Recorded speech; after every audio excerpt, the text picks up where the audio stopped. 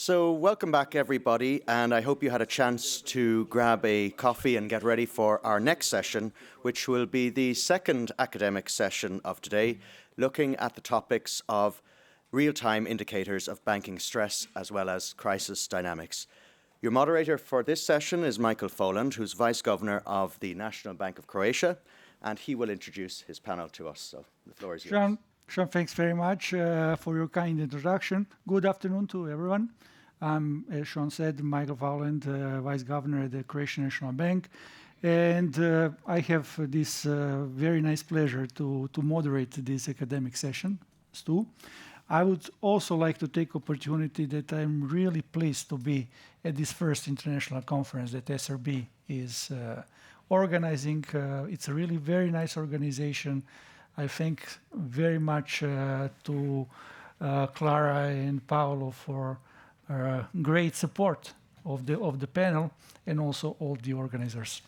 As you know, we have two very good papers in this session that examine how banking stress emerges and how it ultimately translates into lasting losses. Our first presenter is Julien Pénasse, Associate Professor of Finance at the Luxembourg University. His research focuses on finance, macrofinance, and financial crisis. His paper that he did together with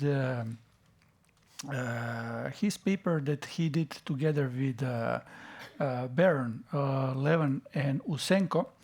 We had opportunity to hear Baron also at the first session. Takes a long historical perspective across many countries and shows that banking crises tend to generate large and persistent losses that do not reverse with liquidity support. Our second presenter is Thomas Eisenbach, a research advisor at the Federal Reserve Bank of New York, whose research focuses on financial stability and banking. His paper that he did together with Cipriani and Kovner zooms into high-frequency payment data to trace deposit flows bank by bank and day by day during the March 23 turmoil, giving us a real-time view of how runs unfold. Together, these two papers help us think not only how banking stress unfolds, but also about when and how authorities should intervene, whether liquidity tools are sufficient or whether earlier recapitalization and resolution actions are needed. So we will have a setup of presentation, discussion, pretty much similar as in the first session. So without further ado, Julien, I give the floor to you. So your 20 minutes. Thanks a lot, Michael. First of all, thanks a lot for having me. It's a great pleasure to be in this in Brussels in this inaugural conference, and congratulations for assembling such a coherent and quite impressive program. I'm really proud to be part of this. So this joint work with Matt, so it's a continuation on the history and international side of macrofinance, as well as with Luc Levin and Yevgeny Yuzenko who is currently at MIT. So in this paper is part of a broad agenda of both Matt and I, so overlapping in one dimension. So Matt already introduced his agenda on trying to understand, focusing on financial crisis. My agenda overlaps with that, but it's also trying to understand asset prices over time. So we still don't have a good story and a good theory for why stock price move over time, so how people think about the future. This is a big core of finance, and I think looking at history can help in that dimension. Specifically zooming in on financial crisis, it's in this paper we try to primarily, that was the kernel of the project, was to see what the dynamics of stock prices tell us about the nature of financial crisis. And surprisingly, it's a paper that was published in 2026, where it could have been, I think it's one of the basic prediction of our theories. It's kind of surprising it was published so late. Why am I saying that? Because essentially we have two views that are quite opposing. They can be complementary on some side, but largely opposed regarding stock prices. Two views of financial crisis that we want to contrast in this paper. Okay? one is the temporary loss view. Okay, so it's kind of if you think of stock price falling, and many investors think as contrarians, oh, stock price has fallen, it's a good idea to buy now because prices are cheap. So that's a basic tenet beyond financial crisis. And in general, in historically, after price has fallen, typically it means also that prices are cheap indeed. In the context of financial crisis, more specifically, this is a view that corresponds to also the nature of the crisis. So essentially, you will think that, I mean, many theories can predict that, like prices are cheap, essentially. Why? Well, because intermediaries are constrained, they cannot buy the assets. You have people who are less specialized who are buying the assets. You have classic theories of cash in the market pricing, etc., etc. The idea is that, of course, you might say, okay, I don't observe fundamental value, so I cannot say that prices are below fundamental value, but I can see the future return. If after the onset of the crisis, stock prices bounce back, it means that prices were cheap during the crisis. That will be the basic definition. Of course, we cannot observe fundamental value, but we can look at what happens after the crisis, especially if we have lots of crises in lots of countries and a long time period. Now, that's one common view, extremely popular. Another view is the permanent loss view. This view can encompass several mechanisms, but so one would be, for example, the notion of fire sales. So the banks are forced to sell the assets. So those who buy the assets, they make a bargain. But if you look at the outcome at the bank level, you will see losses that are not that are just permanent. So that's typically what on the asset side of the Diamond and Levick story. But you could also think of like problems arising before the crisis, and that will be our main mechanism that we will find in the data. Essentially, the crisis in that case is just a moment of truth. Think of it as a Minsky moment, where you have the realization that there are problems in the financial system, that these banks have assets that are impaired, and so like markets realize and price fall, and they don't come back. So this view, of course, have very important implications for policy, which I will allude to later. But you can see already that they tell us very different stories about the nature of the financial crisis. So just by looking at dynamics of prices, you can learn about the crisis.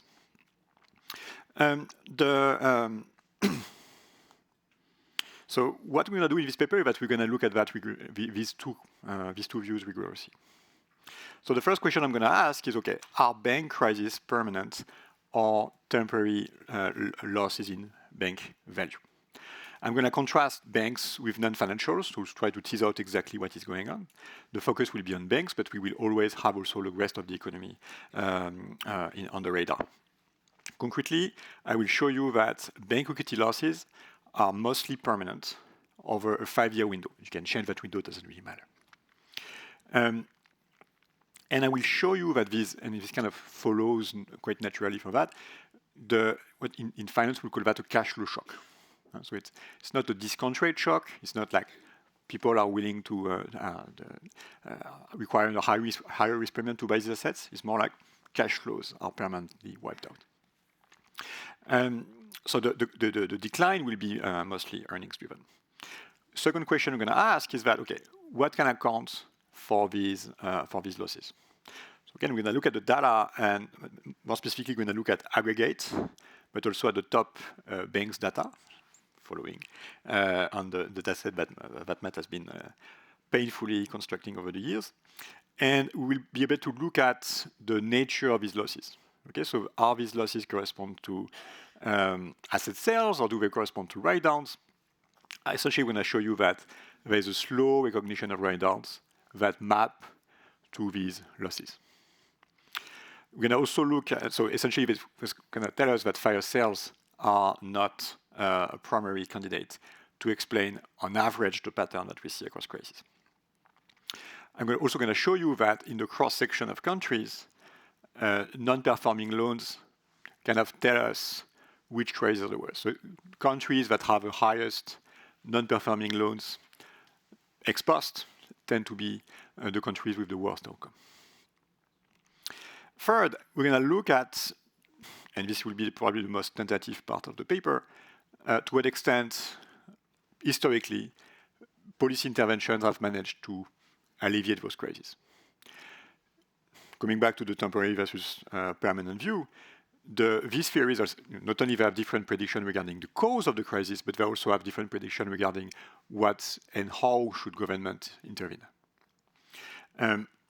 What we show is that, so in the transitory view, which we show doesn't correspond to the data, liquidity intervention should be sufficient, if large enough and timely enough, to alleviate the crisis. Okay, so if you provide liquidity, if it's just a liquidity shock, prices should bounce back very easily. We show that the large crisis that we document, the bank equity crisis that we document, this is not the case. Okay. There are other banking crises that are not associated with such large bank equity declines in which there is more promising results. Another result we're going to show is that bank recapitalization, so both private or public, they tend to be relatively small, small relative to the losses. Okay, so and historically they were small and delayed. So I cannot tell you whether they were not enough. I can speculate on that, but I can just tell you historically they were relatively small relative to the size. Okay, so I will start by discussing the data and explain very specifically what I mean by a financial crisis. Okay.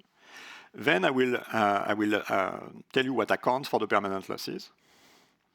Then I will look at policy intervention, and then there is a typo in my slide that I please ask you to explain. Okay, what is a banking crisis? So essentially, this is based on a previous paper by Matt, where we focus on a bank equity decline. Okay. Why do we do that? We want to have a real-time definition of a crisis. We want to have something that we want to look at the outcome of stock returns, so we don't want the hindsight bias to affect our estimates. Okay, so unintentionally, it's also good for policymaking because presumably you want to have something that is real-time anyway. But our definition of a crisis will be designed to be real-time. So it's a variation of the BVX paper by Matt and co-authors, where we focus on the A is the 30% bank equity decline. That will be necessary but not sufficient. On top of this, we're going to ask for a failure of a top 20 bank. That defines the real time. So that's something that policymakers and investors, that's information that they have access to. Okay, so it's systematic, it's real time, and essentially it covers all the usual suspects. So all the crises you have in mind, the severe ones at the very least, should be there. Now, of course, this is a paper that has gone through the referring process. So we have dozens of robustness checks, and we can tell you that if you tweak the definition, it will not materially affect the results. Okay, so the results are not sensitive to that definition, but that will be the main definition that I'm going to use. I won't have time for this today, but in the paper we also spend time comparing these crises, like I said before, to crises that we can kind of qualify as liquidity and averted crises. Okay, so these are crises that are typically smaller because there is no bank equity crash. Okay, so there's no 30% decline in equity prices, but there are crises in which we have evidence of runs or distress. These crises, we argue, behave very differently, and in particular, even if we observe a smaller but still present fall in equity prices, these equity prices rebound. Okay, so this speaks of some form of heterogeneity in the data, where we have some crises that are just too large, and these crises are permanent. And these are the major crises that we observe in the data. And there are some more idiosyncratic crises in which quite often there's government intervention, and these crises are followed by rebound. So they correspond more to the signature of what we label a transitory crisis. Okay, so our evidence is not to say that all crises have been permanent, but the major ones, the one we have in mind, they are permanent. Okay, that's the message. Okay, data. I won't spend much time because we already know what the data is. So 46 countries for about 150 years now. So we have the returns, both at the yearly and monthly frequency. And as I told you before, we also look at non-financials. So it covers 17 countries, so the usual suspects. At the bank level data, we only have data for the top banks. Okay, that's one limitation. And only within the 5-year band around crisis. On top of this, we have accounting data that allows us to look at the nature of the losses. So they can decompose into trading losses, write-down, etc. We also have data about equity issuance, which allows us to speak of recapitalization during crisis. We also have new data on the monthly dates of interventions that we classify into broadly liquidity intervention and government and sometimes private also recapitalization.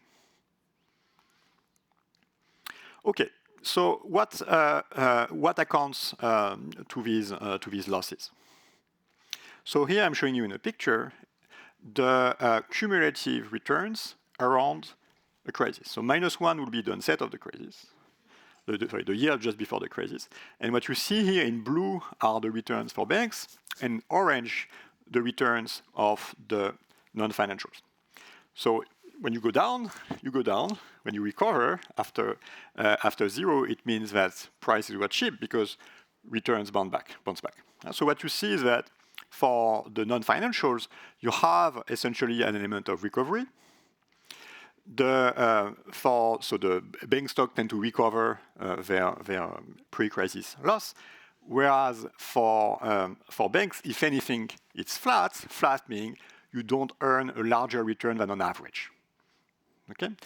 If anything, for a couple of years, around year 2 and 3, returns tend to continue falling. So it's consistent with having a negative equity premium for banks. So it's like accumulation of surprise by investors. We have a bunch of robustness checks, as I mentioned before. It's not driven by the GFC. It's not driven by. Trust me on that. Even in terms of magnitude, even if you zero in, assuming perfect timing of the loss, okay, you see that so what this picture is telling you is that bank stocks do not recover, even if you were to assume ex post perfect timing of the loss.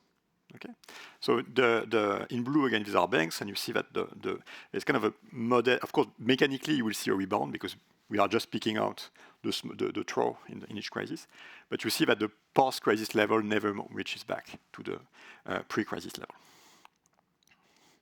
Now, moving to the accounting side of it, to the fundamentals, what I'm showing you here is that banks, both earnings on the right and dividends on the left, do not recover. So essentially what you see is that earnings follow the same trajectory as stock prices. So essentially this is similar to what we would expect in Finance 101. We'll say, okay, I know that dividends are going to fall, so price fall immediately, and dividends follow. So this is just like basic manifestation here of the forward-looking nature of asset prices. You have some rebound in some modest rebound in earnings, but very little in dividends. You might say, okay, crises are periods in which banks are forced to cut dividends, but you see that the effect persists for many years after the crisis. So that's what we say is a permanent effect. Zeroing on banks, in this table, what we are doing is that we look at the bank level, okay, and we look at your stock fall, how much you fell, and what we show you is that here, essentially, that decline in stock prices correlates strongly with the future change in earning and the future change in dividends. Okay, so it's really consistent with market, okay, realizing, and then the questions are close to 1, so it's like markets are relatively well informed, and after they have focused on the issue, you think that the markets are behaving in a way that is fairly efficient. Okay, so what can we say about bank recapitalization then? Sorry, these slides are. So sorry. What can we say about the cause as well? So before recapitalization, So I was mentioning before, so we have two mechanisms, assuming that crises are permanent. Okay, there are two mechanisms. Okay. One is, okay, I'm a bank, I'm selling my assets. These assets, I have to make a loss on them. This loss is permanent because someone else is making a profit, not me. So the econometrician would see my stock prices, they will see and my accounting, they will see a loss. And that will be a loss that will correspond with asset sales. Another view is that, well, it could be just because of the asset quality that is deteriorating. I made my decision before the crisis, markets learn about it, then I'm just going to have to recognize my losses.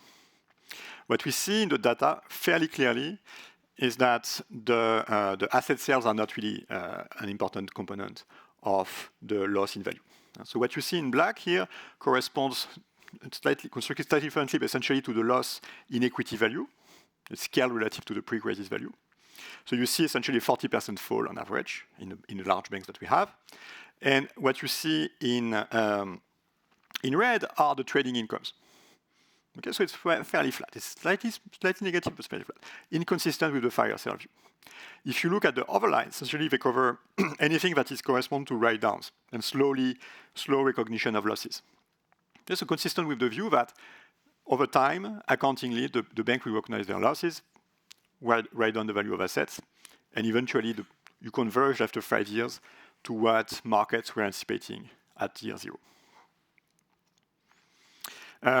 Very briefly, because I'm running out of time, but in the cross-section of countries, what we see as so zooming out to the cross-section of countries now, I'm zooming out of bank data to international data. What we can tell you is that also if you look at the cross-section of outcomes, crises with more non-performing loans also do countries with more non-performing loans do worse on average. Consistent with this narrative of the banking crisis just being a reflection of problems that arose before the crisis. Okay, now finally, policy interventions in the minute that I have left. So we classify two types of government intervention in our database. Again, this is building on previous database. What I'm showing you here are, and you cannot see, is the clustering of crisis as well as the notion of intervention. What you can see, very broadly, 19th century, these are mostly liquidity interventions. The 1930s have a cluster of crises that we all know. The gray corresponds to no intervention, okay. No crisis for about the Bretton Woods period, with about 50 years without anything. And then another cluster, much more heterogeneous, in the last 30 years, give or take. What this is saying is that equity injection, anything with recapitalization is relatively recent. Now, what we see, I'm not going to have time to show you everything, but what I can tell you is that historically, liquidity-based intervention has not really produced anything. So I'm showing you essentially here the same graph at the monthly frequency. Here, I'm not zeroing on the bank equity crisis. I'm zeroing on the earliest liquidity intervention which we see in the data. And so defined as either extra liquidity provision by the central bank or blank bank liability guarantees, whichever came first. So what you can see here, again, contrasting financials and non-financials, you see a very similar picture to what I was showing you before. You see a model. So again, this is a bit more granular because we are looking at monthly data. If you look carefully, you might see a small rebound after a few months after the intervention, but then there's another slide back. So we don't have much time to discuss this, but in the data, what we find is that these interventions typically they come relatively late, but they're also small in size. So I cannot tell you whether they were efficient or not. I'm certainly not telling you that they should not be there. But what I can tell you is that historically they were not sufficient to prevent the crisis. Okay, so the upshot is that bank equity crises, they are mostly permanent. So we can certainly rule out for the majority of the crises that these crises were really transitory in nature. Okay, so that rules out, for the large systematic crises, that rules out this liquidity view. So in any case, our evidence rules out the possibility that liquidity intervention would have been sufficient. Okay, and we can tell you that the magnitude of the losses correspond to write-down and not fire sales. Not tiny in comparison, on average. So liquidity interventions alone, clearly based on theoretical mechanism, they should not be enough. Again, not to say that you shouldn't do it, but they are not sufficient. Historically, that I didn't have time to show you, but the recapitalization programs have been relatively recent, but also relatively small and delayed and narrow. So we can speculate that perhaps with more forceful and earlier and larger recapitalization, the outcomes could have been different, but this is purely speculative. Thanks a lot. I'm looking forward to the questions.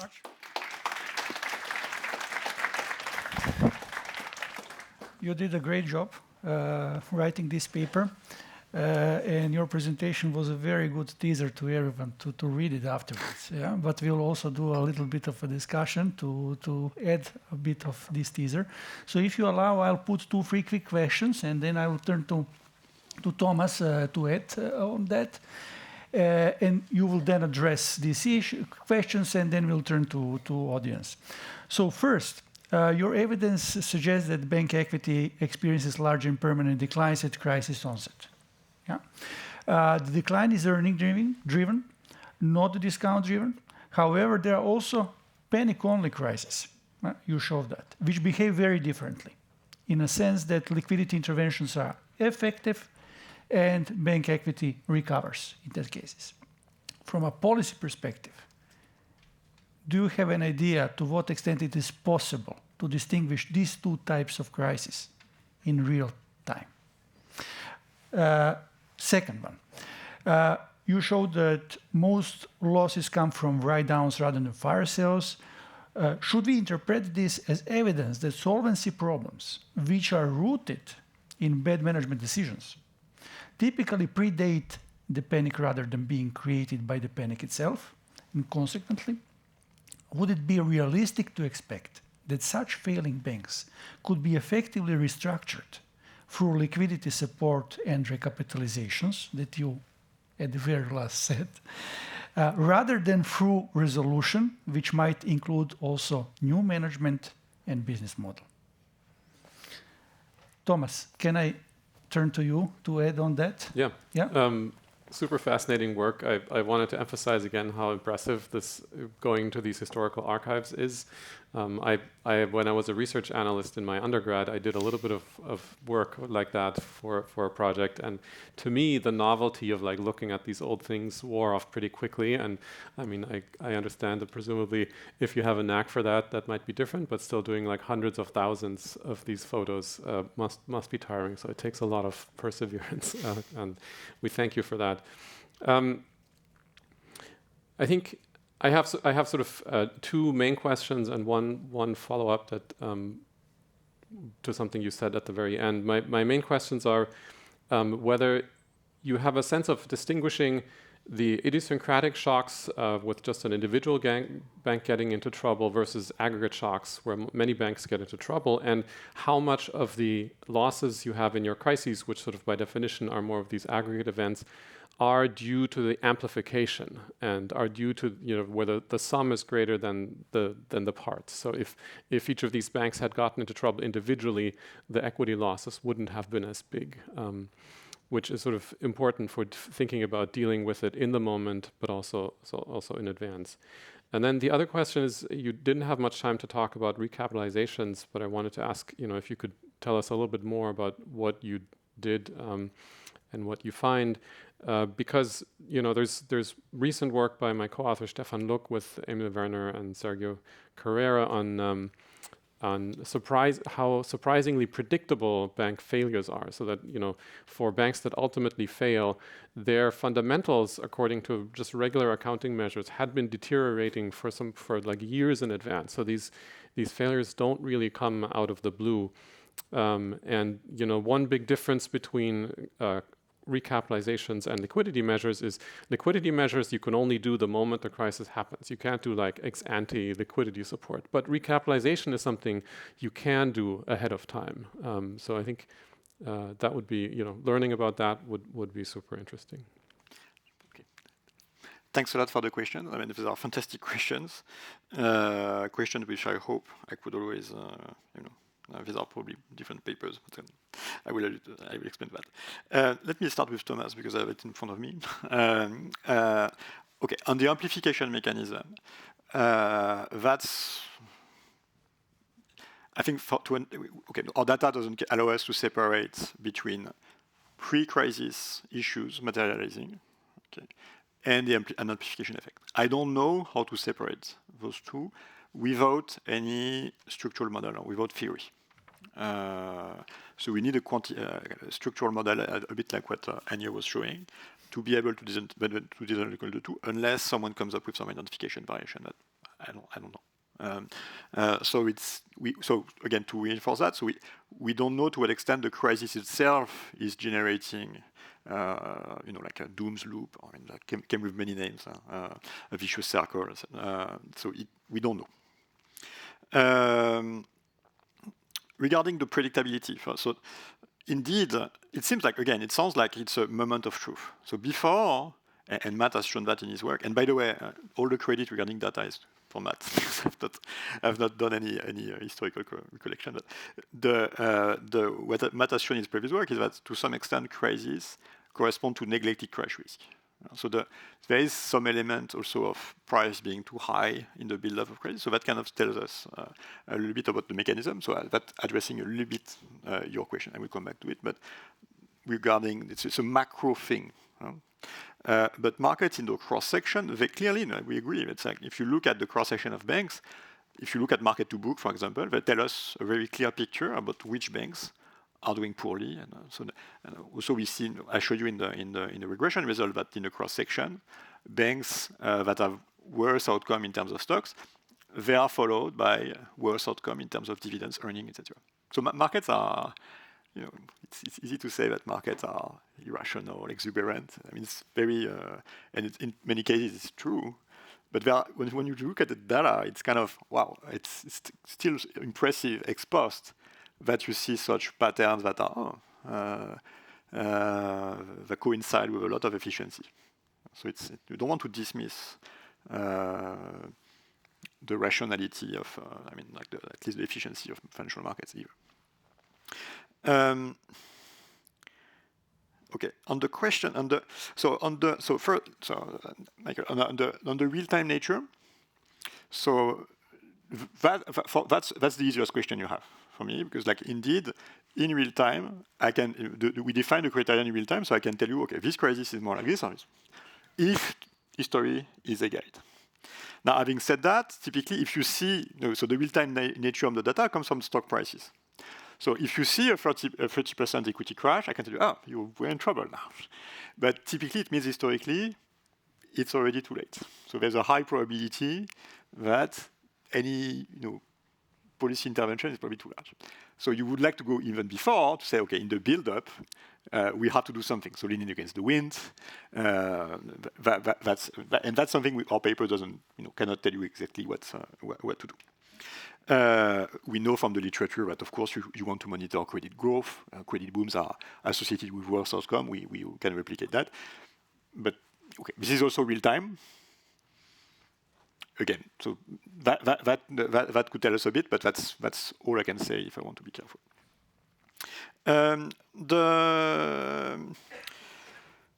Okay, on the management issue, very very important question. So I can tell you it's macro. I can tell you, there are bad loans. Oh, it's bad. I can tell you there are banks that are relatively worse in the cross section. Now, is it management or decisions that or you cannot really measure management? I remember there is an old paper, a few years ago, on the paper that showed that there is persistent in management. So I don't know if you guys know the reference. I think it was by Rudy Fallenbach, I think at TPFL. That shows that banks, this is literally addressing management culture, that show that there was persistent in the across financial crisis of banks outcomes. So that could be, to some extent, addressing your question. But our paper, I just want to be careful about that. So management, I don't know. Asset quality, clearly, it's something has built up. I think I will take questions. We can move to the audience. So if there are any questions from the audience.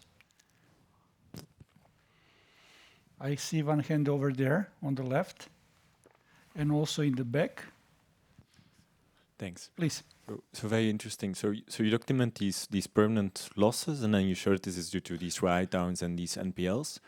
But then the policy interventions are very much focused on, let's say, banking interventions, right? Like, could you say something on to what extent that instead, let's say, fiscal support and preventing firms and households from defaulting after the onset of the crisis could actually prevent permanent losses?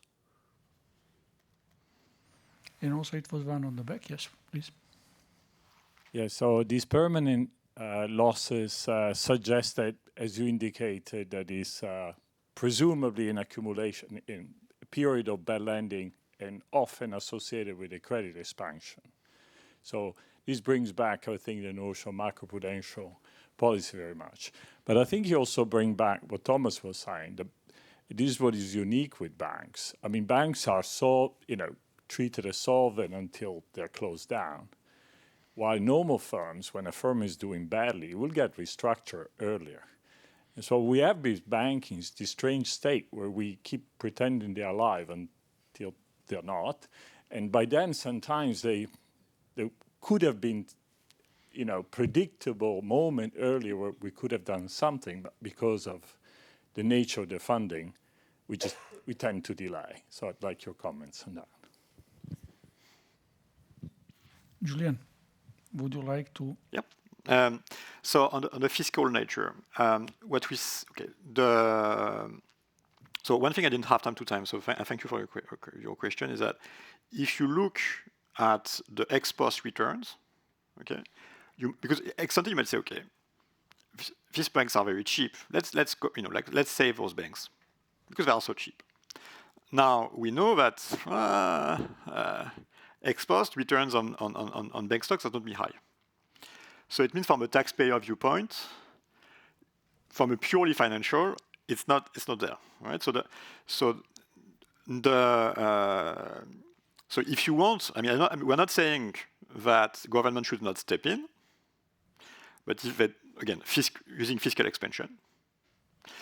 Now, if they do, it's not for the financial part. Again, history is a guide. It's because of the externality. And the idea is that, okay, if I let that bank fail, then other things will happen and this will be terrible.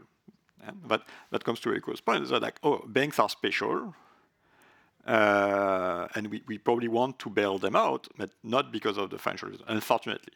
So the decision would be much easier if banks were really cheap during a financial crisis. Now, I think it brings the question, which I absolutely don't have any answer, and brighter people than me have thought about before, about too big to fail, what is the right framework, what is optimal design. Narrow banking, do we want to have, we discussed already that during dinner, etc. I'm not sure, for this, I'm happy to have chat off screen, but I don't think our paper can say anything new about that question. But look at the data, write a quantitative, structural model. We know already what models we can roll out to some extent. That's the best we can do for now. Thanks, Julien. We have time for perhaps one more question, please. I see two hands, but one, please. Lady in the further row. Thank you. Thank you. Thank you for the very interesting presentation. I have a question that's a little bit different, which is from the data that you show us and the results that you show from your data. You're basically saying that the interventions should start much earlier because the point of failure is too late. So are you basically saying that it's a problem of supervision of the banks? And we know that in 2008, until the crisis of 2008, supervisors were not well equipped they did not have a very strong toolkit to intervene. So now all of that's changed a little bit. So my question is, are now supervisors doing a better job, in your view, that could in the future prevent situations that you were showing us in your paper? Thank you. So this is a tricky question. So that gives us hope. I mean, given the audience, of course. So first, let's just be careful. Take the academic hat for 2 seconds. Our data just shows that historically, interventions were late and they were associated with bad outcomes. So it's correlation, not causation. So my colleagues always would start to threaten my family, correlation is not causation. So now on the bright side, yeah, clearly, I mean it's very it's not unlikely that, of course, if you are better prepared, everything else equal, it should be. And I learned during this interaction, so doing dinner, etc., exactly what the secret job that you are doing, because it's not, it's always it's not necessarily in the public scene for many reasons.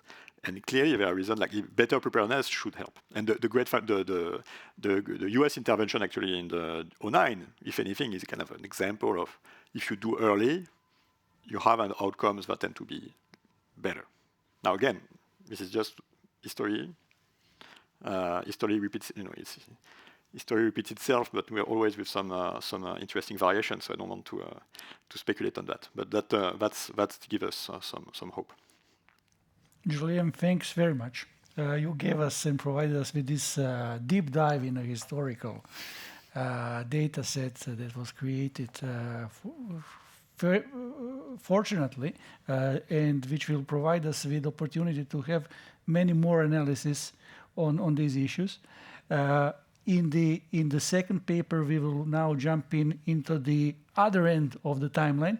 But before we do that, just please give an applause to Julien. So, Thomas, the floor is yours. Thank you so much. It's a pleasure to be here. I always especially enjoy the conferences talking to people who are in the trenches of the policy work, because the questions you get are, to me, the more relevant ones than the ones about like how exactly is this identified and have you done this robustness check that I'm interested in. So thank you for that. So this is joint work with my colleague Marco Cipriani and my former colleague Anna Kovner, and let me stress that I'm at the New York Fed, but what I'm talking about today are certainly my own views as a researcher and don't reflect the views of the New York Fed or the Federal Reserve System more broadly. Okay, this paper is about tracing bank runs in real time. And let me kick off with sort of every bank run paper has to show an old-timey picture of people queuing outside of a bank. And I think this is important to show because I think this is the wrong way, the wrong mental image to have of bank runs. So I think we should try to move away of thinking of people lining up outside and withdrawing money, because in actuality, the way bank runs work is that depositors use the wire transfer system to wire their money out of the bank that is facing the run to another bank. Okay, and so this is where our paper comes in. Using wire transfer data to study the bank runs in March 2023 following SVB's failure, using the fact that we have access to this data. So we can see the actual wire transfers moving between banks. One of the advantages relative to existing literature that has looked at banks after they fail and then looked at their data in detail, or that has looked at stock returns, is that we have, because it's the payment system and all banks are using the same payment system, we have the full cross-section of banks at this moment of time. So we observe banks that ultimately fail, we observe banks that do not fail. Okay, so that gives us a lot of data to learn things about. And we include banks that are not publicly traded, but yet are reasonably big and are active in the payment system. Okay, so using this kind of data, the questions we can answer is, which banks were facing runs in this episode, and can we understand why these particular banks faced runs? How were they run? Like, what's the detail of the flows that happened? And then, because not all banks fail in a run, how do they respond? Especially the surviving banks. Like, how do they survive a run? Okay. So let me start with just a brief recap of this 1 week in March 2023, and this is all from public sources. So as you might remember, on Wednesday, March 8th, Silicon Valley Bank kicked things off by announcing that they had suffered some losses on their security portfolios and that they had planned, but not yet successfully, raised capital. So the following day, Thursday, they suffered their now famous run, losing roughly 25% of their deposits in a single day. Friday, March 10th, the failure of SVB is announced. And then Signature Bank suffered its runs, losing roughly 20% of deposits in the same day. It's a busy weekend for policymakers. By Sunday evening, it's clear that Signature Bank is not going to be saved, so the failure is announced. But at the same time, the Fed, the Treasury, and the FDIC jointly issue a statement that they're invoking the systemic risk exception from the Dodd-Frank Act, meaning they retroactively guarantee all deposits in these two failed banks, including all the uninsured deposits. Okay, my interpretation is that this was meant to calm things down and stop the bleeding. But then what happens on Monday is as a stock index, the regional bank stock index drops by 8% on Monday, which is the largest daily drop in this period, so a very large public response, negative public response. And then by Wednesday, you had banks borrowing a total of more than 150 billion from the discount window. Okay, so in terms of the results of our paper, so the first main result is that these runs were incredibly fast and concentrated in pretty much only 3 days. Okay, so Thursday, we all know SVB had its run through Monday, March 13, and then everything was over. Mainly the runs I'm going to be focusing on, where we have more than one bank, are the runs on Friday and on Monday. We identified 22 banks in total that had a run in this episode, including 5 runs that happened on Friday, 19 runs that happened on Monday. You can already see, 5 plus 19 is more than 22. So there's banks in the sample that suffered the run criterion both on Friday and on Monday. So that's 10 times more banks than we know actually failed during this episode. So there's a lot of banks here that had a run but ultimately survived, which is going to be really interesting to understand what they did. Looking at the flows, the anatomy of the runs, we see that the runs were driven by very large and therefore uninsured depositors. So this is a phenomenon of few large rather than like a crowd of tiny depositors withdrawing, and definitely not like a retail phenomenon of like just a flood of small depositors. Okay. Looking at the network of flows where the depositors flee to, we see what looks like a flight to safety of flows mainly to the largest banks. But then looking into some details, we see that a lot of these flows to the largest banks are actually to custodian banks, which is consistent with money moving out of the banking system, so people converting their deposits into money market funds, for example, which would result in these wire transfers. Then, because we have this data at the transaction level with the timestamps, we can look at the role of the intraday timing relative to some 2 important policy announcements. So first of all, the failure of Silicon Valley Bank was announced on Friday at noon Eastern time, so 9 a.m. California time. This is unusual. Typically, the FDIC likes to wait until Friday evening after close of business to announce failures. In this instance, it was so severe that they had to announce it early.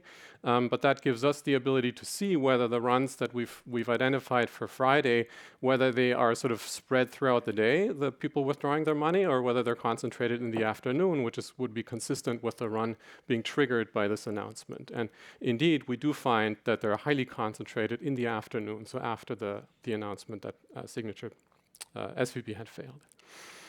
And now the flip side of that is looking at the Monday runs, you might wonder, well, there was this announcement Sunday evening, why did the runs still happen on Monday morning? And you would think like, oh, maybe this was just people who had already put in their withdrawal requests on Friday before the announcement, and then they just didn't act anymore, in which case we would expect all these wires to go up out early in the morning after the system opens because they're already in the queue.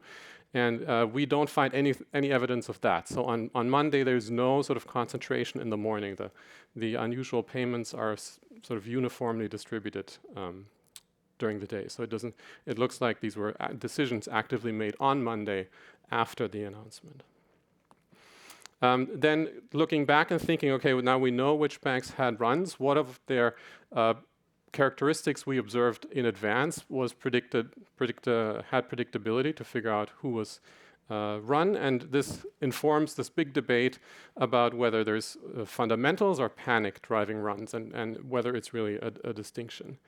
And so what we find is, in terms of the characteristics of the run banks, they had, first of all, lower solvency and lower liquidity, so sort of very straightforward measures of fragility.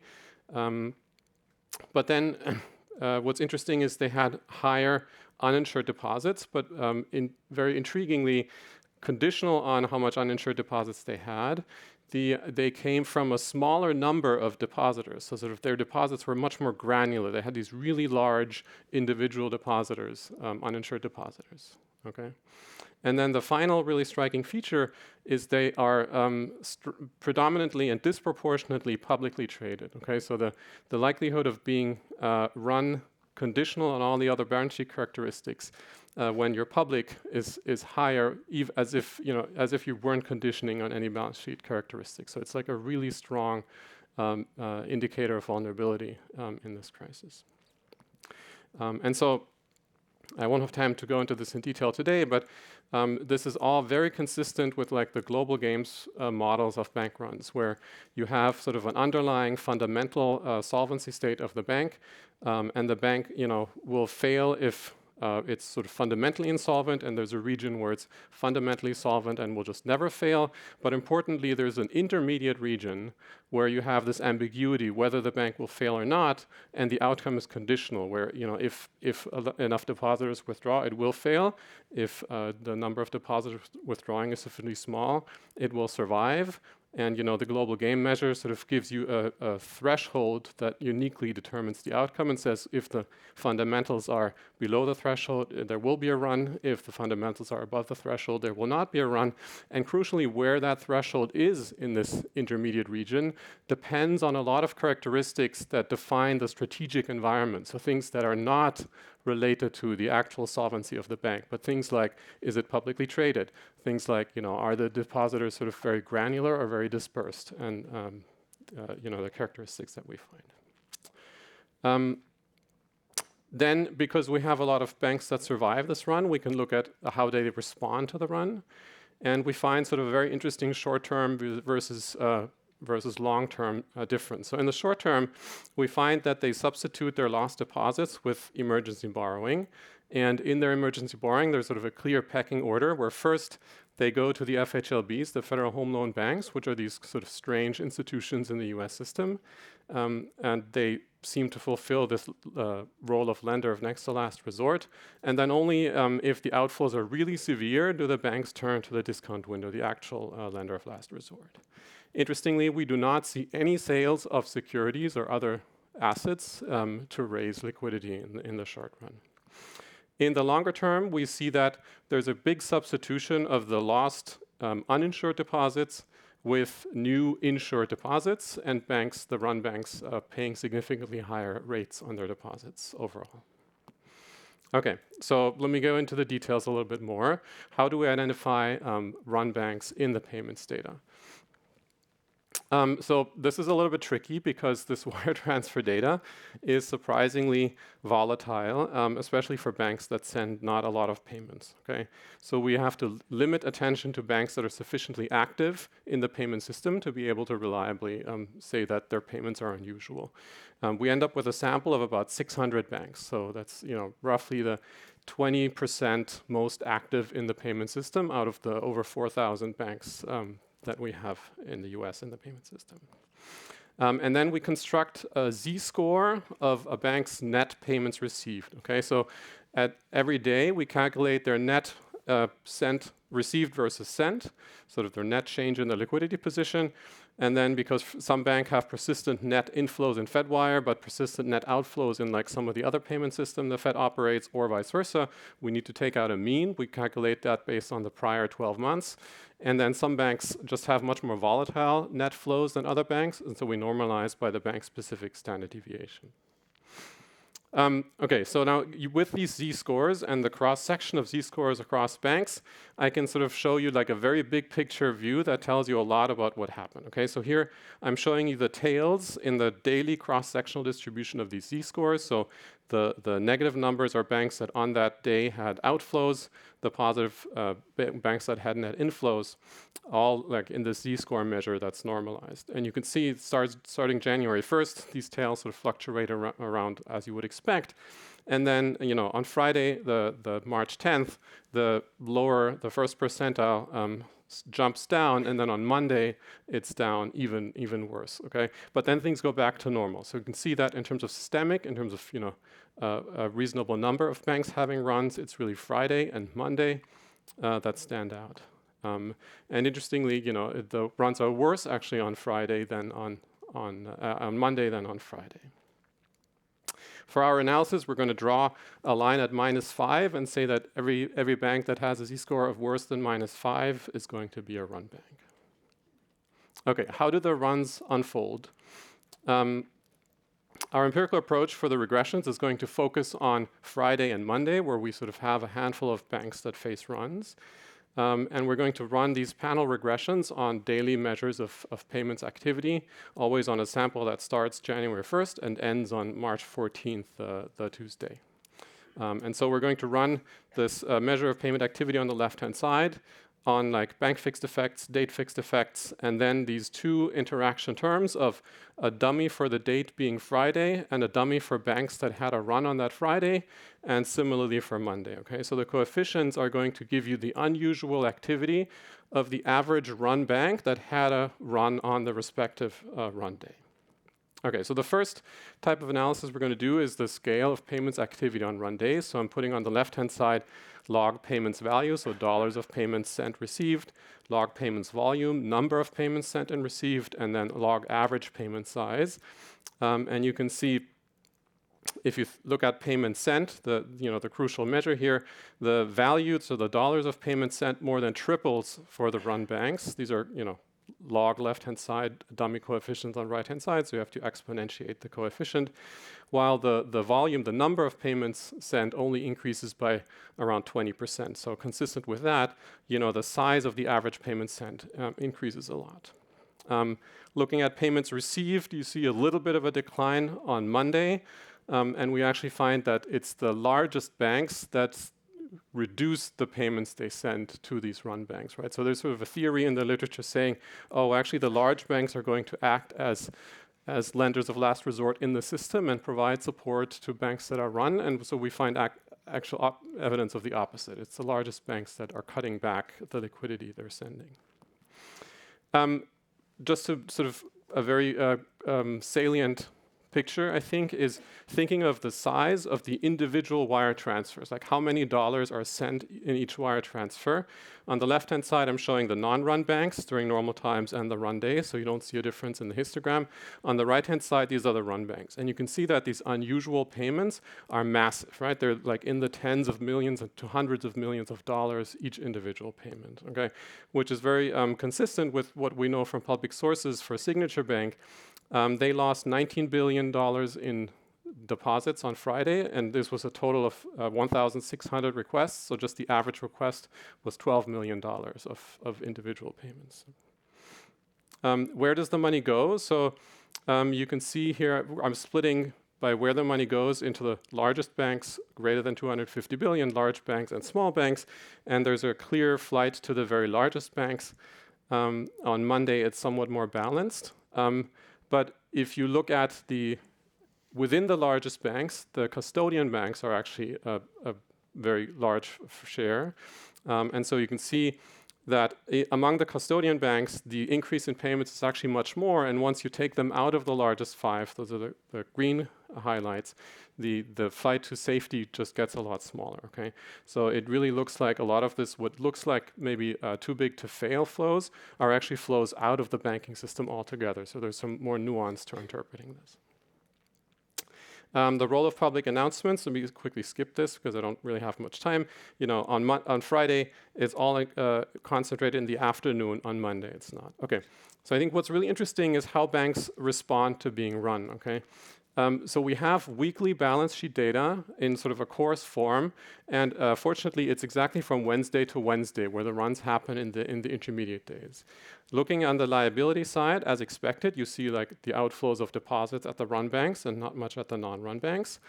And then they respond by borrowing from other sources. And you can already see sort of the magnitude of the borrowing is much bigger than the magnitude of the outflows. So consistently you see on the asset side, the run banks are actually increasing their cash position, and they're ending, you know, if they make it through the run, they end up with a lot more liquidity than they started. And you don't see anything happening in the other categories, in particular, no sales of securities or other things. Looking at these emergency borrowing, among the run banks, we can do sort of a cross-sectional analysis of where do they get the borrowing from. So total borrowing, the first panel is sort of clearly related to how big their outflows were, but then you break it out into how much they borrow from the FHLBs versus how much they borrow from the discount window, and you see this really stark dichotomy where they first go to the FHLBs, and then at some point they hit a cap, and if you need a liquidity above that cap, you have to go to the discount window. Okay, how do their balance sheet evolve over the longer term? So this is the same weekly data. You can see that the increase in cash, the first panel, is very persistent, so they don't run down this cash after the run. On the liability side, you see this very interesting, in the short run, deposits go down, they fill that in with new borrowing, and then everything sort of seems to go back to normal. Okay, so it looks like they make up for the deposit losses, but that's only for total deposits, okay? If we use the call report data, which is quarterly, we can first confirm that, you know, on the course categories, everything's the same. They sort of lose deposits in the short run, but then go back to normal by 2 quarters out. But if you look at the breakdown of deposits into insured and uninsured, you can see that actually the outflows of uninsured are already at the end of March are even larger and are already partially offset by an inflow in insured deposits. And then by the end of September, the third quarter, you know, you see that there's a perfect substitution. They've lost all these uninsured deposits. They do not come back, and they've backfilled with insured deposits. And then the final columns show you that they're paying significantly higher rates. Okay, let me quickly tell you about the characteristics of banks that are run. So we do a lot of comparisons of average balance sheet measures. So we see that they have lower Tier 1 capital, they have lower cash over assets, they have high and interesting these granular uninsured deposits, and they are strikingly likely to be publicly traded. And then you might wonder, well, what if you put everything into a regression? Does this still hold up? So we can predict either just a dummy variable of whether you run, or we can predict the continuous measure of the minimum z-score. And so in both cases, you see that just the overall reliance on uninsured deposits, and then even controlling for the overall reliance, this granularity measure is strikingly just a striking characteristics, and the being publicly traded. So having this public signal available is really strong. Okay. Thank you. Thomas, thanks very much. You provided us with a great insight in how the crisis basically unfolds in real time. This is really amazing. And also, there was a very nice link that you did with the first session with Matthew's paper, where you showed basically that there is a flight to the bigger banks, says this is flight to safety. One thing that was striking for me, at least, was the fact that you mentioned that the run continued even on the Monday, after Sunday evening announcement that all the deposits are saved. You mentioned that 22 banks were under the run. You mentioned also that smaller number of large hold deposits. But how do you explain the fact that after such announcement, basically run continued? Connected with that, how do you see the design of a deposit insurance scheme today? Given the fact that, we are faced with runs which are characterized by instant payments, with concentration of institutional depositors. You mentioned that the average transfer was $12 million, if I remember correctly. So do you think that basically there is a room or need of rethinking the deposit insurance system? The second question or third question that I would have is something that you found also, that many banks with even weaker fundamentals did not face runs. How can one explain that? Is there any explanation? And whether this can also say us something about the underlying business model. Julien, may I hand over to you to add a couple of questions, please? So this is a fascinating paper. So the nice compliment to zoom at the super high frequency level. I have some very speculative questions. So first, okay, the most obvious is, like, to what extent financial markets were surprised. So you alluded to that a little bit, but that's the obvious question coming from me, looking at the signature of, no pun intended, of stock returns. That's my first question. The second question is that, to what extent this crisis is a crisis about Silicon Valley people being surprised, there is this limit on uninsured deposits, and so in a sense, how much is it behavioral, and will people learn? And so in the future, should we expect something similar, or it was just a one-time thing? And the third question would be, okay, when you have this cross-section of outcomes, okay, so you say it in the paper that it's consistent with a sunspot logic, where you have a region when anything could go. So sunspot comes really from the tradition of economists have a poetic way of labeling things. And so it's like literally a sunspot in the sky where people will coordinate their beliefs. So here it's less poetic, it's more looking at the stock market, but this heterogeneity of outcome could also be explained by heterogeneity in something that you don't observe. I mean, I learned a ton yesterday already about, like, the regulator could intervene and could be there ready, and so like many of the failed runs that you document are perhaps the reflection of successful non-public but successful interventions. Thank you. Great questions that sort of really go at the heart of what's puzzling, even after we look at the data. And I think I have to be sort of a bit speculative. To me, like this big, you point out that there's runs on Monday after the policy announcement. In fact, 19 banks face run on Monday, and they're sort of worse than the runs on Friday. But I want to add another point of evidence, which is that by Tuesday they stop. Okay, so that we need to sort of account for these three things: announcement on Sunday, large runs on Monday, and then no more runs. And I think what is consistent with that, and what I think is a very useful way to think about it, is there is a particular type of depositor as policymakers we need to be concerned about, and the banks themselves should be very concerned about, which is a very large corporation, or a corporation that has a large account. This is managed by a corporate treasurer. These are financially sophisticated people. They have a Bloomberg news screen in their office, and so and they have an account somewhere else.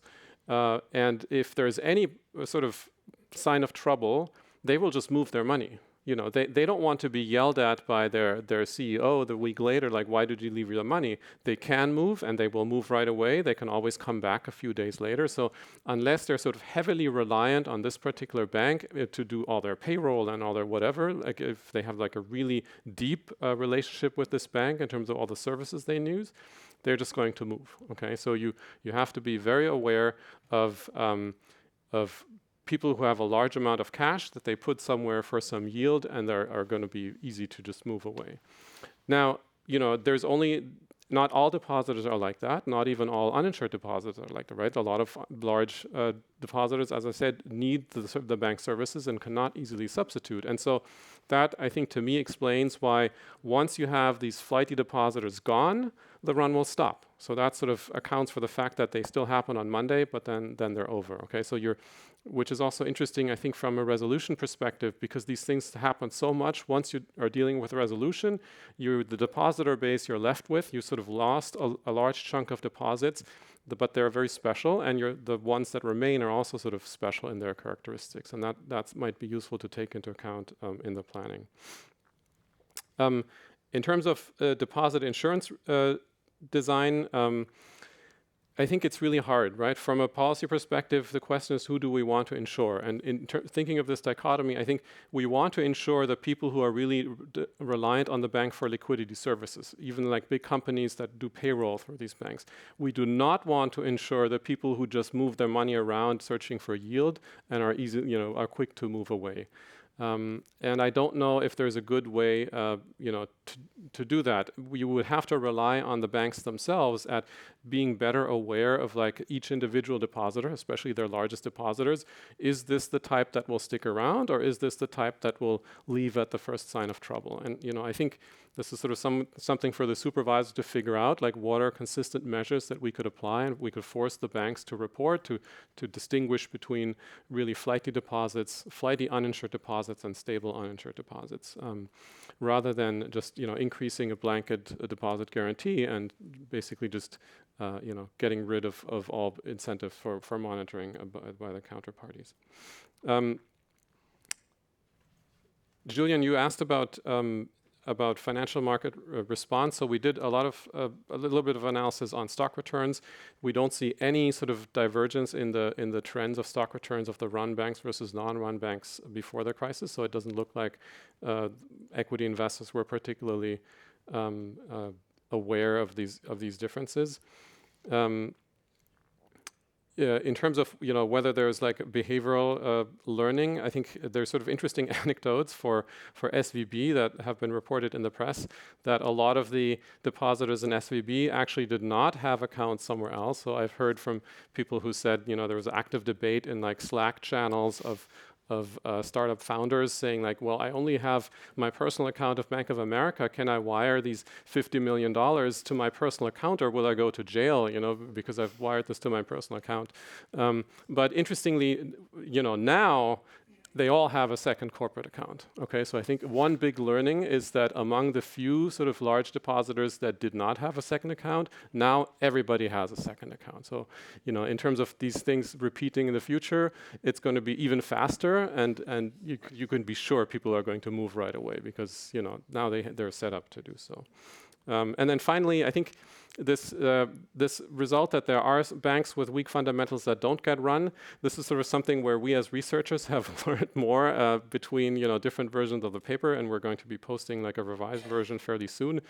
Thinking more deeply about this global game framework, there's always going to be some residual uncertainty, like in any empirical analysis, but actually it's even more than that. So in this interior of the state space where the outcome of the bank is somewhat uncertain, that's sort of where you will get like any residual noise concentrated. And so it's very natural that you will find banks that look quite similar and that don't get run. And it can be because there's sort of noise in the individual depositor signal. There's differences in how informative the public signal is, which coordinates their actions. So I don't think we should be we should be sort of saying like, oh, this invalidates, any explanation based on fundamentals, because no, like it's, there's not going to be, the puzzle is precisely banks that are kind of similar, and well, yes, you would expect that the uncertainty is sort of concentrated in banks that are kind of similar. Thomas, thanks very much. Before I turn to audience, I just noticed on the on the screen that there is a question from the web. The question goes as follows: how do you interpret the coexistence of coordinated withdrawals by large depositors, which may suggest sophisticated behavior, and the predictive role of a bank being publicly traded, which seems to indicate that depositors rely on more visible signals rather than deeper information? Let me give you a floor now, and then I will turn to the audience. Yeah, this is, I think, very fascinating, and something where also, like myself, rereading some more of the literature has helped me a lot. So there's like, the old global games literature, the very first paper in the early 2000s, made this very stark point that exogenous public signals have this really strange role of coordinating things. And so in terms of the model, you can say, let me compare two depositors at two different banks. Based on all the information they receive from private signals and from public signals, they have the same assessment of how the bank is actually doing. Okay, so we've taken out all the potential differences, and now only think of one bank as publicly traded and one bank is not publicly traded. The depositor in the bank that's publicly traded is going to be much more likely to withdraw, even that they have the same beliefs about the bank as the depositor in the not publicly traded bank. And the reason is that they have information beyond the state of the bank, okay? So the state of the bank we've controlled for is exactly the same, but because part of the information came through a public signal, they know that a lot of other depositors also have this bad signal. So that sort of allows them to also have information about what other depositors are doing. In particular, they know that a lot of other depositors are also going to be withdrawing, okay? So this is, Morris and Shin call this the amplifier effect of multiplier effect of public information. So it has no additional information value about the actual state of the bank. It purely gives you information about what other depositors are going to be doing, and that's sort of crucial information in a strategic environment. And that's why these publicly traded banks are just much more likely to be run. Yeah, thanks. Okay, I'm turning now to audience. Do we have any questions? I can see one hand here, a second row, and then also one question, one hand over there on the left. Hi. So I was just wondering if you have a sense of the role that in this round might have been played by the lender of last resort. I mean, you had this very interesting assessment about the pecking order, like bank going to the FHLB first and then to the Fed. If you have some sense that if banks had gone first to the Fed, to the Federal Reserve, this could have been a different kind of run, or maybe lasted less instead of 3 days? Maybe also have and collect the second question. Yes, thank you. Very, very nice paper. Could you tell us whether there is any lesson that you see in the data that you looked at for supervisors in terms of the use of market information? So, for instance, I mean, we always look to accounting data when we look at banks, no? But let's say in these cases there was clearly an issue of unrealized losses on the assets held at, let's say, at book value, no, that triggered the signal to the market that something was wrong. And also, as you also hinted, and as I experienced also during the crisis, many of these uninsured depositors used actually market prices, equity prices and CDS spreads as triggers. I mean, the treasurers had triggers to withdraw funds when when the stock price or the CDS spreads moved beyond certain thresholds. I mean, should we learn something as supervisors on how to use market prices to predict fragility and potential runs coming? Thanks very much. Before we turn to the third one, Thomas, please, floor is yours. Yeah, so I think the role of the lender of last resort, I think, I can't say much more based on the analysis we did. I think what it sort of what we've learned, from talking to banks and like news reports is, and especially looking at the public reports that have been written about the failures of SRB and Signature Bank, is that a lot of banks are wholly unprepared to do emergency borrowing. Borrowing from the FHLBs they're used to, because that's something they do in their normal course of business fairly often. They have collateral already pre-positioned, so even in a time of stress, they can quickly call the FHLB and say, I need a large loan of a few $100 million. So that will work, but then that reaches a cap where the FHLB says, that's it. Your collateral is exhausted, or your credit risk just suddenly looks much worse.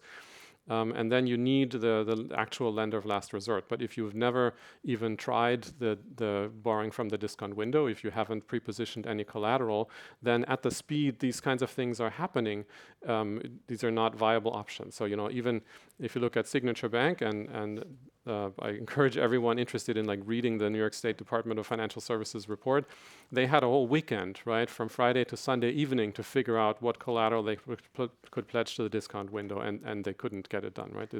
The report walks you through about conference calls and them sending back and forth Excel sheets, but these assets, but that assets, and the New York Fed lawyer saying no, you came to us with these assets a year ago, they're not eligible.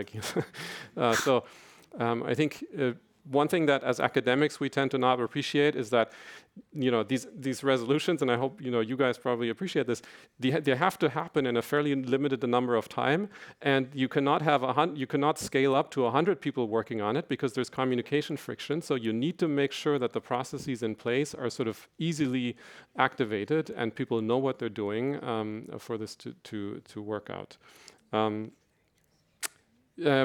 Very interesting question, I think, on the supervised use of market information. I think sort of my blanket answer would be, do not rely on market information because it doesn't tell you anything. So, right, as I mentioned, we looked at the differences in stock returns of the banks that were run versus the other banks, and there was no difference before the run happened. So the stock returns didn't tell you anything.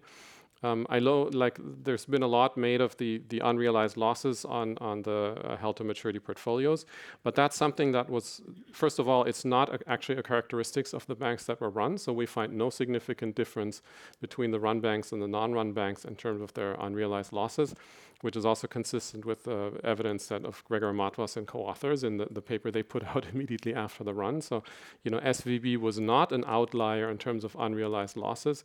It was an outlier in terms of uninsured deposits in the cross-section of banks. Very interesting, the chair of the FDIC at the time actually gave a speech at the end of February. You can look it up on the FDIC website. And in the slides, there's this really striking graph showing unrealized losses on HTM securities. This line, I think it's a sample that he shows going back, at least 20 years. And, you can always see in tightening cycles, there's unrealized losses, and then they go back when rates come down again. And he shows since, so the speech was the February of 2023, and he says, the Fed has been tightening for over a year now, and as expected, you can see there's these huge unrealized losses on bank balance sheets. It's the scale is billions of dollars, and if you could do the math, you could see this is equivalent to sort of the capital, the aggregate equity capital in the system. So this was not really a surprise. I think what supervisors should look at in advance is, these characteristics of the depositor. So especially banks that are very reliant on uninsured deposits, that have recently grown dramatically by attracting uninsured deposits. I think the supervisors should be really clear to the banks, these deposits are incredibly flighty, and we're going to treat you differently than some other bank that has sort of similar uninsured deposits, but these are customers they have long relationships with and that are reliant on the bank. I think those are really the much more valuable lessons to be learned. We have time for a very quick last question, please. Thank you. So in the spirit of learning from some lessons, so about what you were saying, Thomas, about this idea of the stock market being coordination, that's related to Gordon's work on information insensitivity. Let me draw a parallel with the money market fund trouble that we've had, in which one of the things that is a source of coordination for money market funds is the level of reserves, which is also publicly stated frequently. And that is apparently one of the ways in which some funds will be run, because they're clearly coming close to a threshold, including a threshold for potential redemption charges. So the SEC has modified the old trigger for redemption charges on money market funds, removing any reference to reserves, which, by the way, not only they are traceable, but also manipulable, because, of course, the fund managers could just choose to retain enough reserve, and move to another market indicator, which is outflows. So I think there is something that we should reflect on, sort of thinking that perhaps, and last comment, I think you're right. We have to stop here because we are out of time. Sorry for that. It's 12:50. We had a very nice session. Thank you for the discussion, and I please you to give a big applause to our discussants. Thank you.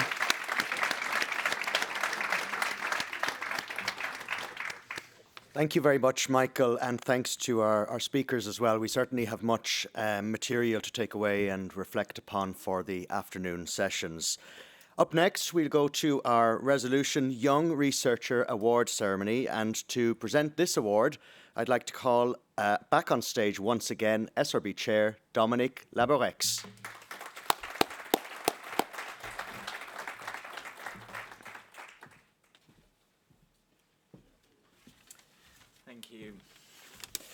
Thank you, Sean. And I arrived a few minutes ago, and I realized how the debate was hot and inspiring. So I think it's an excellent signal of the success of this conference.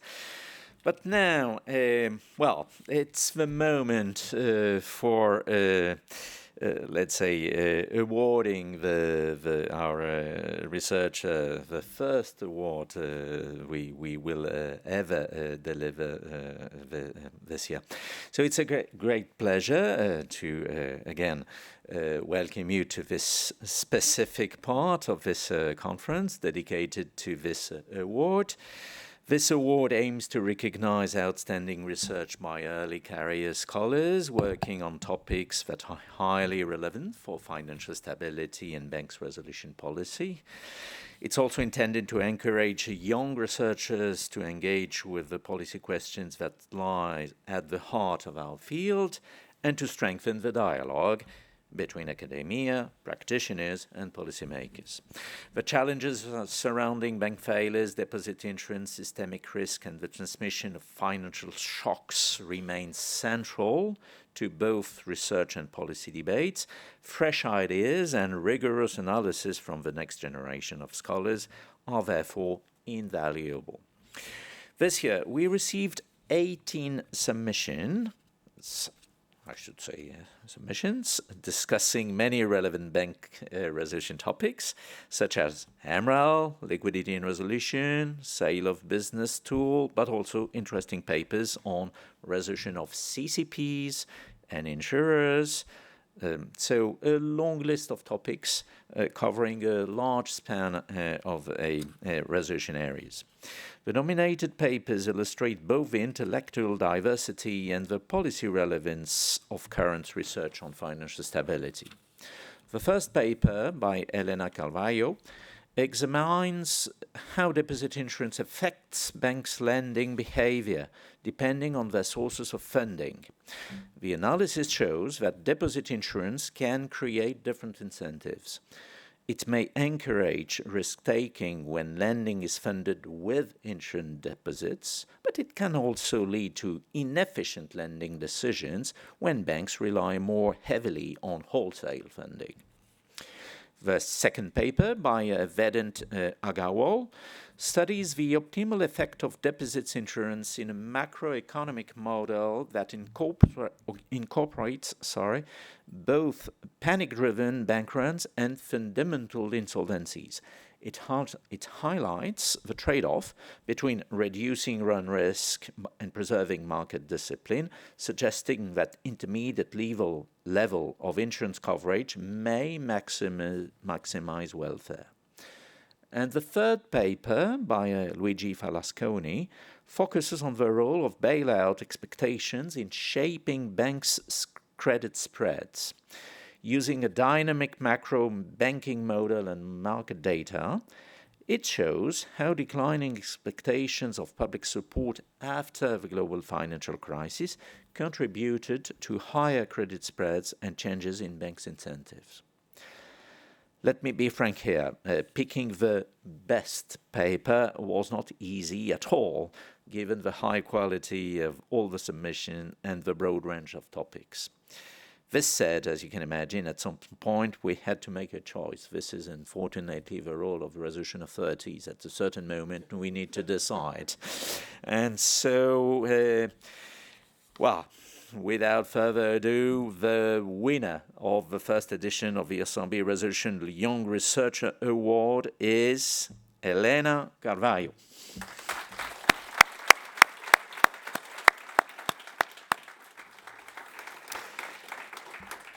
Helena, you're a PhD candidate at London University College with this paper, Suboptimal Lending with Deposit Insurance. So I really would like to say to you, bravo, as simply as that. We were impressed by the quality of your paper, and I will give you this award showing that you're the first ever winner of our research. Not only the winner, but the first ever. So I think you should take it with pride.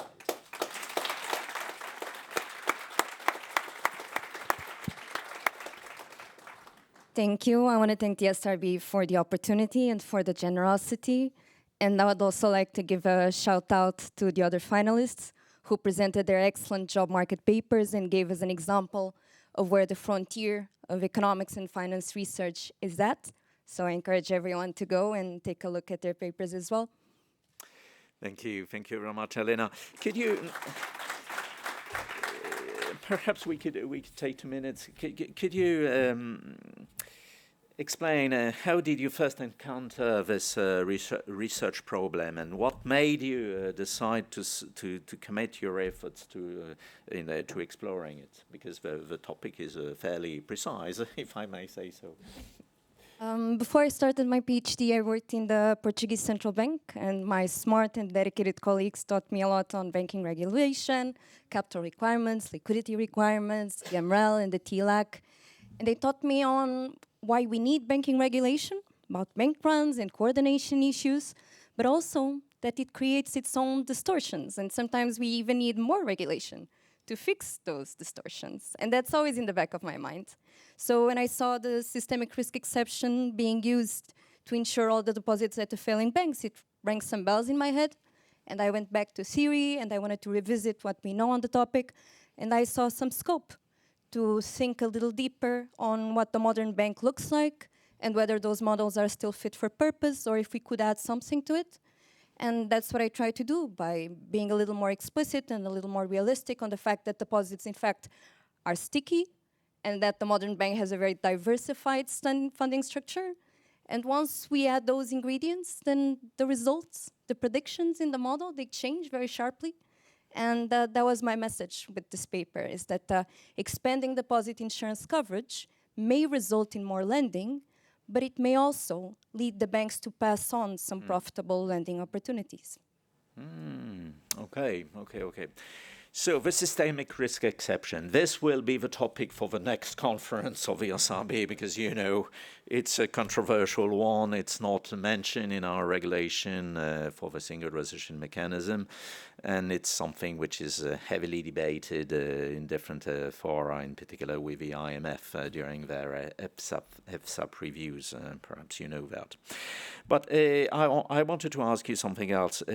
What are your next steps after this extraordinary research paper, apart from joining us at the SRB, obviously? But any new area of research for you? I mean, I want to continue studying financial intermediation, but that can be in more traditional retail markets, like what I did in the deposit insurance paper or in the new paper that I'm working on, which is more on how banks compete in a setting where depositors have a lot of inertia and value having multiple products at the same institution. But I also want to know more about financial intermediaries in other more market-based environments, like in the derivatives markets.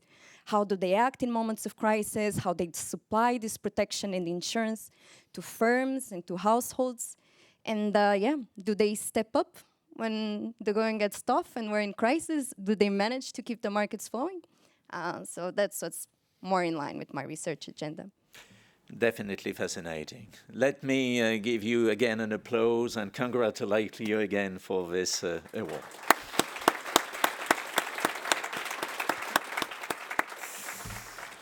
Thank you very much. Sean, is this the break moment? Yes. I let you, please. Sean. Thank you. And congratulations once again to our winner of the Resolution Young Researcher Prize. Very well deserved indeed. And also well deserved is your lunch break, which is coming in just a moment. For those of you in the building, we'll have another series of posters in a similar format to yesterday for you to view over your lunch break. There are a total of 4 posters, and each of them relates to a different topic. And I invite you to take a look at them when you have a chance.